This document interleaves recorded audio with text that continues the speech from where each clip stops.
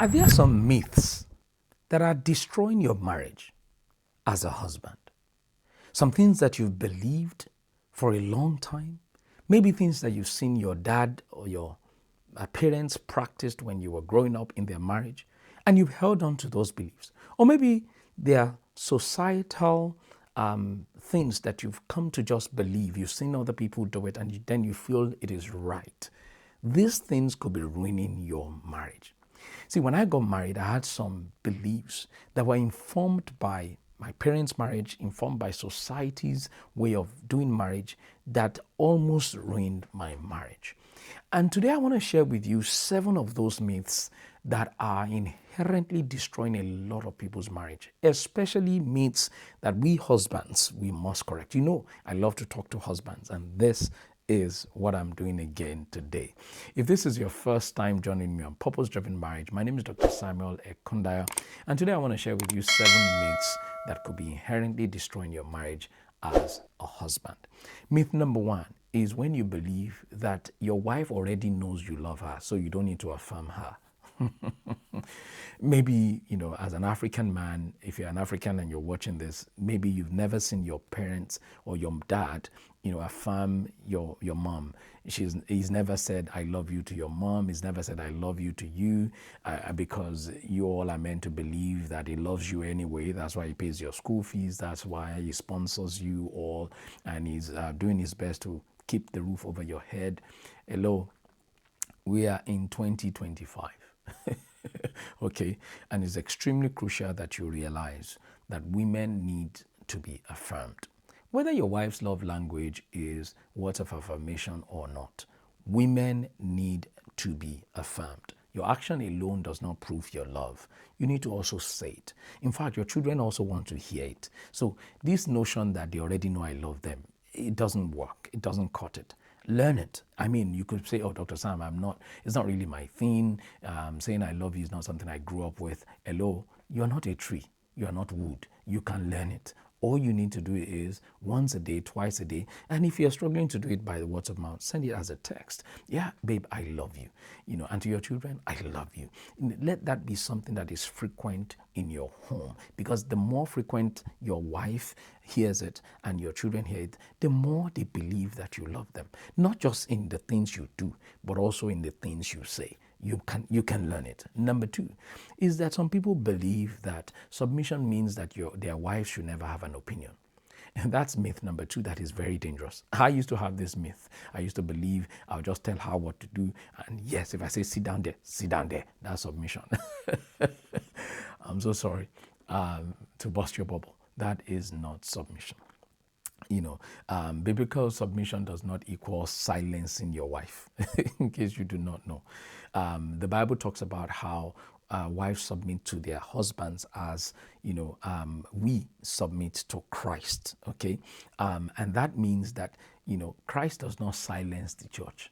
Christ doesn't silence us, So, in fact, it gives us free will to be able to do the things that we want to do, even to choose whether we want to follow him or not. It says, I've placed before you life and death. So submission is based on the will of your woman to submit to you. And that means that you have to model submission by the way you submit to Christ, by the way you submit to spiritual authority, for her to truly be able to learn it from you. I believe the hallmark of leadership is how you model submission. That is what I believe. In whether you are submitted to anyone, you are submitted to Christ, you are teachable, you can learn, you are malleable. That's extremely crucial. So don't believe that myth that submission means your wife should be quiet and whatever you tell her to do, she should just do. It does not work that way. All right. Also, some men believe myth number 3 is that your wife is a superpower. She doesn't get tired. She can do anything at any time. She can go and make a jollof rice and poundo yam at 2 a.m. in the morning because she's amazing. She's a woman. What are women for? Are they not supposed to be in the kitchen? Hello, I know that your woman may look like she has superpowers. Your woman may look like she has a lot of muscles and all of that. But hey, if you age your woman early, you will be the one not to be able to fully enjoy her, at the end of the day. See, I, of course, like at the beginning of my marriage, I didn't know this. So I always used to think like that too, that my woman is a superpower. She can do anything at any time. But when I learned this, I realized, wow, this woman is someone I need to, pamper, nurture, keep, protect, so that she's my baby girl for life. Whether we turn 60 or we turn 70, she's still fresh. She's still looking cool. She's still looking like a baby girl. Sincerely, that notion has changed my perspective. And that's why, let me give you a practical example of this. I remember when we got married, my wife does all the cooking. And many times she'll complain to me, I'm tired this, I'm tired that. So one day I said, can we outsource, like 50, 60% of the cooking? Yeah, if you're able to outsource that and you cook less, then you'll be fresh for me. You'll be looking cool for me. You'll be looking amazing for me. And then I also realized that if I spend more money on her, she will look great. She will look amazing. And those are the little changes that I made to defeat that myth. And you too can make it too. See, don't have that myth that your woman is tirelessly resilient. Instead, pamper her, nurture her, so that she can be your baby girl for life and she can be available to you for the long haul. All right. Myth number 4. Some men believe that sex is just for them, and sex is just for them only to enjoy. The woman is just supposed to, come and receive, and go away, no.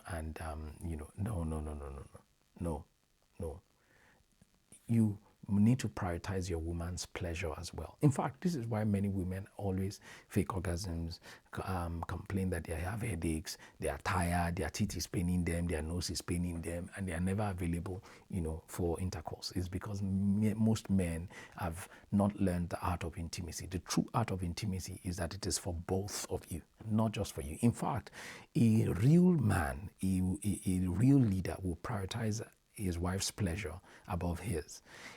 See, sincerely, full disclosure, at the beginning of our marriage, I used to also think like this, but when I learned this, it changed everything. And I had to learn it from somebody. I learned it from a sex coach and therapist, and then I started to change my behavior, my attitude in the bedroom, concerning our intimacy, and everything changed. Now I have a woman who is interested just as much as I'm interested, who is delighted to learn something new, to practice something new, who desires me, that I desire as well. And both of us enjoy the pleasure of each other. It's amazing how this changes the game in marriage. So number 5 myth is that once married, my wife should stop expecting romance. That romance is for the dating and the courtship stage. Sir, if you have this mindset, you have it all wrong. In fact, marriage is the place where we need to become more intentional in keeping the fun and the romance. Yes, absolutely. Date your wife regularly. Give her money regularly. I made a video about this not long ago where I talked about, how you should make your woman feel special. Yes, do these things that would help her to connect with you more,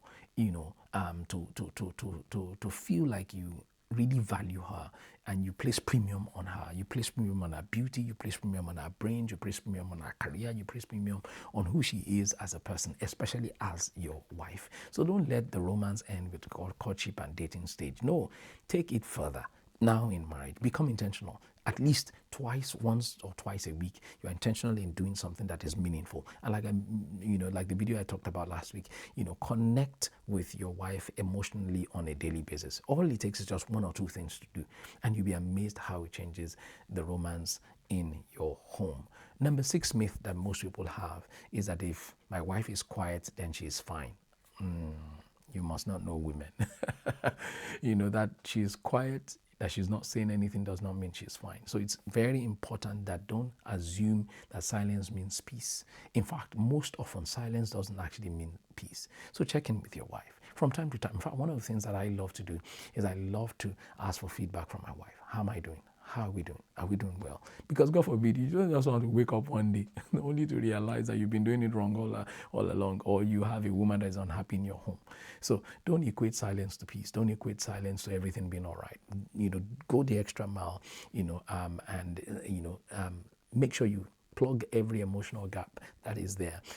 Lean in gently, and create a safe space for her, and let her share her heart. And that's why I talked about, was it last week where I talked about creating time to connect with your wife emotionally on a daily basis. I talked about how you can just sit with her every day for just 5 minutes. 5 minutes is okay. Let her be able to share her heart. Because the more of this that she does, the more you can know what is in her heart. And don't just assume that she's okay all the time. No, she's not your mate. She's your wife. And you need to value her as so. The last myth that I want to talk about today is some people believe that providing financially is enough. Your presence does not matter. I know our dad did this in the olden days, and maybe it worked for them. But can I tell you, it no longer works. Just providing money, working very hard, traveling up and down, and you are never available. We don't see your presence. Do you know availability is more important than ability? No matter how able you are, if you're not available, you are useless. Sincerely speaking, they might as well replace you. And this is costing many people their marriages, and they don't even know. They are not emotionally present. They are always unavailable. Yes, you'll be saying, hey, but I'm doing it for them. I'm always, all the things that I'm doing, all the work I'm doing, all the shifts I'm doing, all the traveling I'm doing, all the business I'm taking is for them. It's for my wife, it's for my children. They must know that I love them. That's why I'm doing it. Hello, sir. If you're not present physically and emotionally, all those things that you are doing will still count against you.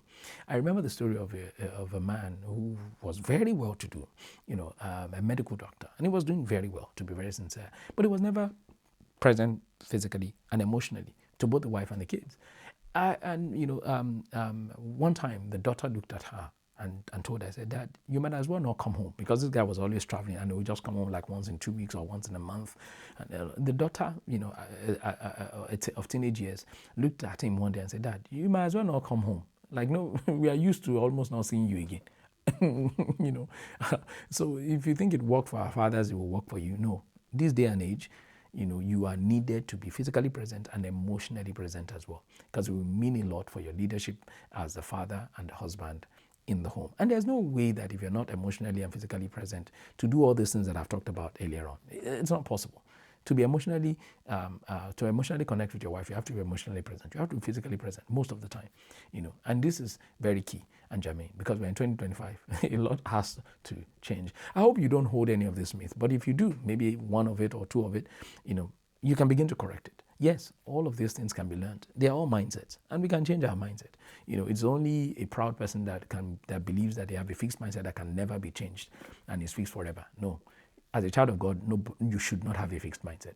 You should not. In fact, part of the working of the Holy Spirit inside of us is so that our mindset is renewed day by day.